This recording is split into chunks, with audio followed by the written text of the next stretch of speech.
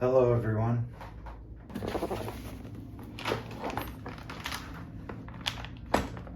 I got the new hotness. I literally just picked this up from the hobby shop. I'm not an important enough YouTuber to have gotten one of these pre-release, so I'm doing it now, the 18th. As I said, I picked this up from my local hobby shop, and before I crack this open, I want to keep a tally of good things that Rdecat is doing with this release. And the first and foremost that I want to point out is that they did do a pre-order on this, but if you wanted it before they shipped the pre-order, they shipped to hobby stores first to get foot traffic into the hobby stores. And I think that's a plus. We need to support our local hobby stores as much as we can because they help this hobby go round. Granted, some of it is a bit of a pain sometimes. You get to pay the bring it home today tax, that I like to call it. But with the modern marvels we have nowadays of Amazon, it's kind of hard to get in your car, drive down to the local hobby store, say hi to people you might not want to see. I mean, I get it, but I like supporting as many people as I can, and my local hobby store is one of them. So props to the hobby stores, and props to Rdecat. That was a great idea, releasing it in the stores before it technically gets shipped to the public. I got the red one. And also, before I take the top off, see if I can get this in frame without destroying my desk. Get a quick view of that with the servo. If you put this on, say, like a Fusion SE, supposedly the stock servo is 42 kg. Okay, get this little baggie. Comes with stickers, comes with some body posts and some gears, and this big thing at the back. Scientists are still trying to figure out what that is. I make jokes about the manual because no one reads them. Everyone goes to Facebook first. One of the other things besides the rig itself that I'm really excited to get into is this remote. But let me get this truck out of the box and we'll get into all of it.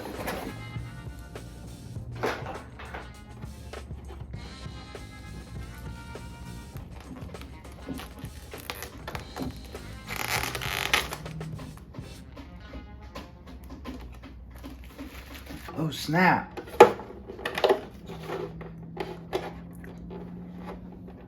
Clear windows! I'm probably gonna tear the body before I even get to drive the damn thing. Ooh. Ooh. Those feel kind of good. They don't feel the softest, but they do have a stickiness to them on my fingers. It's interesting. Let's crack into it. So it's got a big test. The body is body posted down with body clips in the rear, in the bed, and it flips forward. But they say you just push forward and it comes off. Now,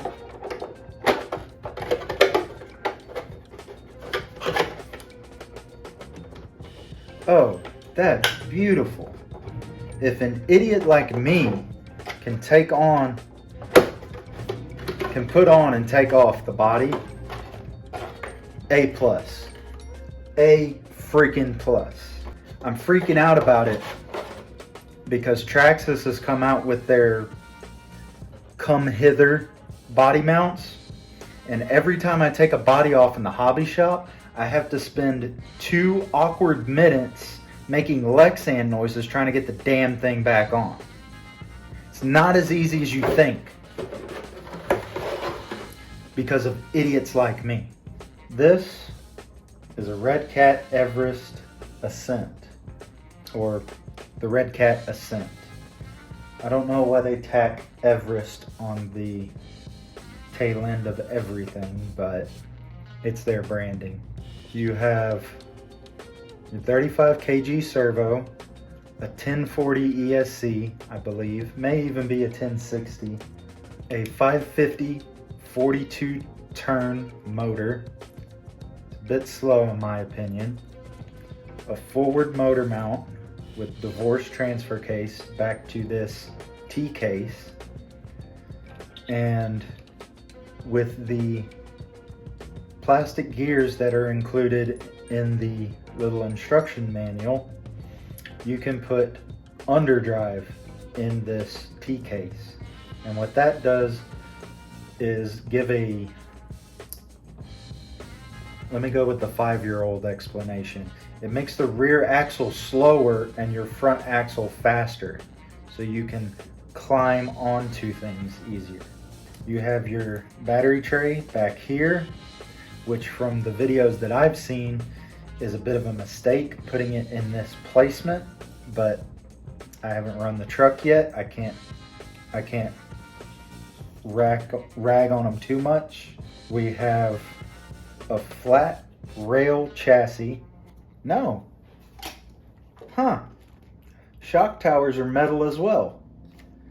And has this little bracing in here. And that also corresponds to a little indent in the bed that I feel is a little bit unnecessary. But that's just me. I feel like a spacer in between the shock towers would have sufficed, and then you could have gone with a total flat bed, or maybe even just a brace down here with your body post, your bumpers. Oh, the thing that I've seen from everyone else's reviews, these bumpers. I am impressed with these bumpers. It almost looks non-Rdecat. Let me,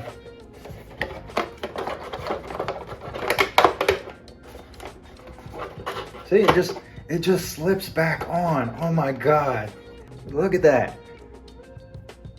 Look at that bumper, the fitment, the thinness. I mean, Jesus. And it's the same in the rear. Woo! Look at that. Look at that. Man. All right. Take the body off so I can wrap this up. We have brand new shocks that feel okay. I feel a bit stiff in the front. And you have your Gen 9 portals put underneath it, which will give you plenty of clearance. And yeah, this is the truck. I really appreciate they went no holds barred on this thing. These are mini springs on the bottom, but internally there are like pin springs on the inside underneath the piston, which is pushing the truck down. I may take those out just to play around, but that's just me. But we have to run this box stock. Oh man, they're getting fancy like Traxxas. I don't know if the camera's picking that up, but it has the rotation arrow to tell you these tires are directional. She is front weight biased, big time. It's not terrible though, but it's definitely evident that it's front weight biased, which is a good thing. As I stated in the very beginning, these are clear windows. And then if you look at the front, it reminds me of the Kaiju, the first gen Kaiju, which I give thumbs up to that as well, because I really wanted that as a crawler body, and I think I actually tried it once, but I couldn't get mine to look right. So I'm super stoked that they took this old 70s pickup style, what would that be, like 70s import truck style, and made a whole body out of it, and then also made it look killer. I love this body style. I love the paint of it as well. As I've said from my Proline by the Fire video, I wasn't a big fan of the blue. It's technically a better performing vehicle with the blue two-piece, because you can take the bed off, take off more weight, and all of that jazz, but it just didn't jive with me. Got a little vehicle registration, and I think they copied Axial, and they got the problem no problem sticker on the back glass. The more I fiddle with this on the bench, the more I would just want to say screw this video and go drive it. This is really good. I'm impressed. But before I wrap everything up, let's talk about the radio. I just looked at it from a certain angle. Like, if you see if I can get it on camera. Like, if you look at it right there, it looked like the steering wheel was bent. No, the steering wheel is angled. The steering wheel is angled, and first grip feeling, that is really nice. Really nice. It's got a foam wheel. It's not plastic like other cheap radios, but it's a foam wheel. Feels good. It's definitely one-handable. I would say it could be a little thinner, in my opinion, but it's nothing terrible. We'll have to see how it does when the rig's actually on.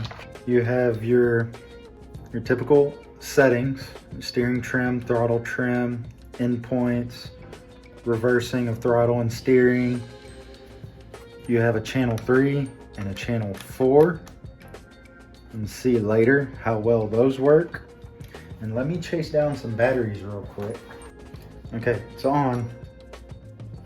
You got this little button here. It's a light. That's gonna be nifty on my night runs that I take out here in San Diego. If you look down here on the bottom, there's like a tool cavity. You can hold like a cross wrench. You can grab one of the 10 million of those I have.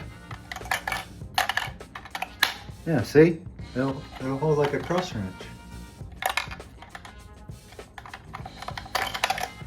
That'll actually stay in there. Man, I'm actually excited to start buying these off of people that get rid of them, because I would gladly use this on other radios. And it all depends on how it drives, but it's going to be really hard to let me down from this big of a first impression. Let's get this guy back up here so I can give my final thoughts. In my personal opinion, Rdecat not only knocked it out of the park, they hit like 3 home runs in a row and then burned the stadium down. This is a really, really good truck. Now, let me take the body off again real quick. It's still Rdecat, okay? It's still Rdecat. Let's see. Can I pick that up on video? I don't know if anyone in the video can see it, but right there in the wheel well, it's super light on the paint. Yeah, you can also, if you hold it up to the light, Yeah, I think you can see it on there. You look in there too, it's super light on the paint as well. Paint don't make it run though. So I'm not bothered by that. But the naysayers, you got something to complain about. But like I said, paint doesn't make it run. And I'm super impressed by this truck. Here's fingers crossed that this isn't just a one-off.